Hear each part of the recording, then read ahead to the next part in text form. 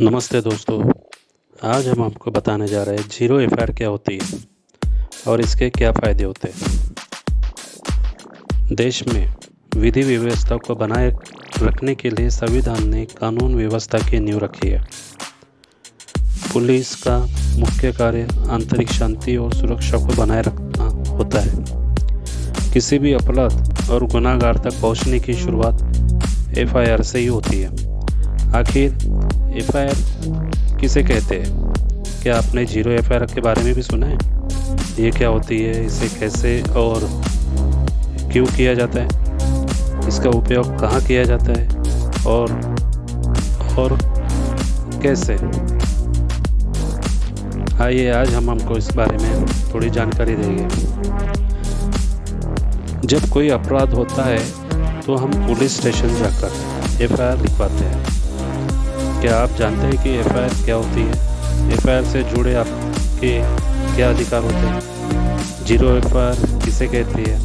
इसका उपयोग कब किया जा सकता है? जीरो एफआईआर को कैसे और कब कर सकते हैं? इसके क्या फ़ायदे हैं? एफआईआर किसे कहते हैं? एफआईआर को प्रथम सूचना रिपोर्ट, फर्स्ट इंफॉर्मेशन रिपोर्ट कहते हैं। जब किसी अपराध की सूचना पुलिस अधिकारी को दी जाती है तो उसे एफआईआर कहा जाता है। जब हम पुलिस को फ़ोन के जरिए किसी अपराध की सूचना देते हैं तो उसे भी एफआईआर ही समझा जा सकता है। यही आपको बता दें कि भारतीय दंड प्रक्रिया संहिता 1973 की धारा 154 के तहत एफआईआर की प्रक्रिया को पूरा किया जाता है। इसके जरिए ही पुलिस कानूनी प्रक्रिया को आगे बढ़ाती है। यही आपको बता दें कि पुलिस कार्रवाई अपने क्षेत्रीय अधिकार में करती है और यदि कोई क्षेत्र उनके अंडर में नहीं होता है तो वो उस व्यक्ति को एफआईआर दर्ज करने से मना करके उसे उस क्षेत्रीय अधिकार वाले पुलिस स्टेशन में भेज देती है और फिर वहाँ एफआईआर दर्ज की जाती है। आइए अब हम जीरो एफआईआर क्या होती है इस बारे में जानेंगे। जब कोई सन्नी अपराध के बारे में घटनास्थल के बाहर के पुलिस थाने में एफआईआर दर्ज करा जाती है तो उसे एफआईआर कहा जाता है। इसमें घटना की अपराध संख्या दर्ज नहीं की जाती है। जैसे कि हम जानते हैं कि हमारे देश की न्याय व्यवस्था के अनुसार सन्नी अपराध होने की दशा में घटना की एफआईआर किसी भी जिले में दर्ज कराई जा सकती है।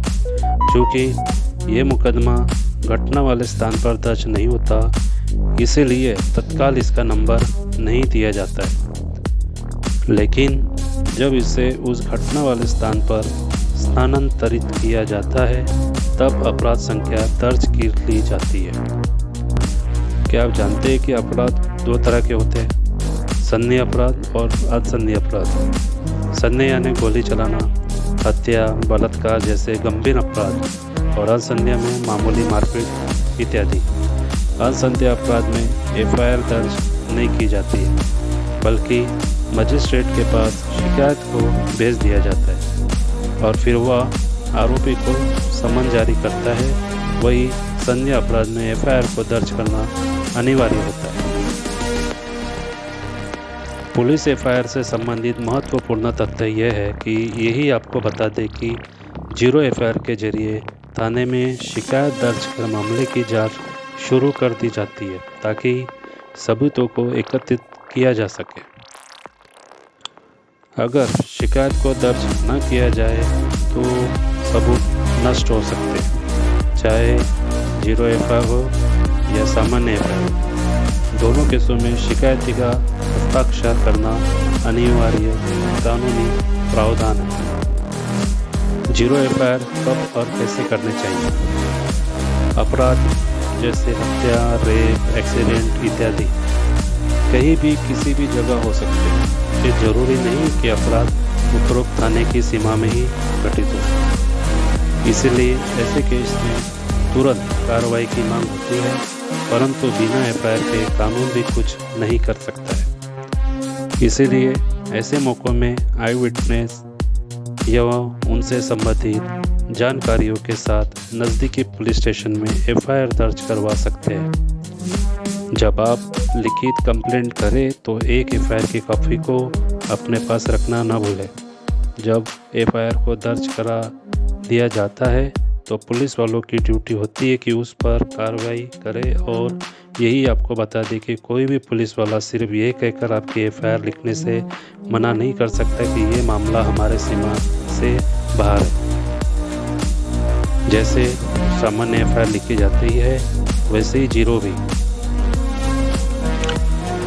इसे भी लिखित या मौखिक दोनों तरह से किया जा सकता है। आप पुलिस वालों को रिपोर्ट पढ़कर सुनाने का अनुरोध भी कर सकते हैं। यहाँ पर ये ध्यान रखना होता है कि आपकी शायद दर्ज करने के बाद पुलिस केस को सॉल्व करने में जुटी या नहीं। जीरो एफआईआर दर्ज करने के बाद शिकायतकर्ता को क्या फ़ायदा मिलता है? इसमें कोई संदेह नहीं है कि शिकायतकर्ता को जीरो एफआईआर दर्ज करने का कोई फ़ायदा मिलता है। इससे ये भी साबित होता है कि अगर एफआईआर करने वाला विक्टिम यानी मेन शिकायतकर्ता नहीं है तो भी ऐसा माना जाता है कि अपराध हुआ है, और ऐसे में विक्टिम की अनुपस्थिति में भी दोषी के खिलाफ कार्रवाई होती है तथा शिकायतकर्ता को मेन विटनेस मानकर कार्रवाई की जाती है। अगर किसी दोषी व्यक्ति का पुलिस पर किसी किस्म का दबाव है और वो काफ़ी प्रभावशाली है तो आप किसी दूसरे क्षेत्र में जाकर भी उसके खिलाफ एफआईआर दर्ज करवा सकते हैं।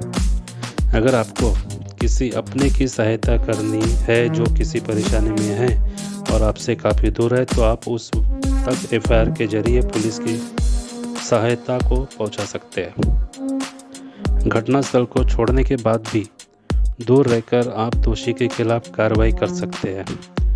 किसी दूसरे के साथ अगर कोई अपराध हुआ है तो आप उसको इंसाफ दिलवाने में उसकी सहायता कर सकते हैं, जो कि रितट का ही एक रूप है। क्या आप जानते हैं अगर कोई भी पुलिस अधिकारी जीरो एफआईआर दर्ज करने से मना करता है तो उसके खिलाफ विभागीय कार्रवाई होती है और कोर्ट में केस जाने पर भी कानूनी कार्रवाई भी होती है। तो दोस्तों, आप जान गए होंगे कि जीरो एफआईआर क्या होती है, कैसे दर्ज की जाती है और क्यों, साथ ही इसके क्या फ़ायदे होते हैं। वीडियो अच्छा लगे तो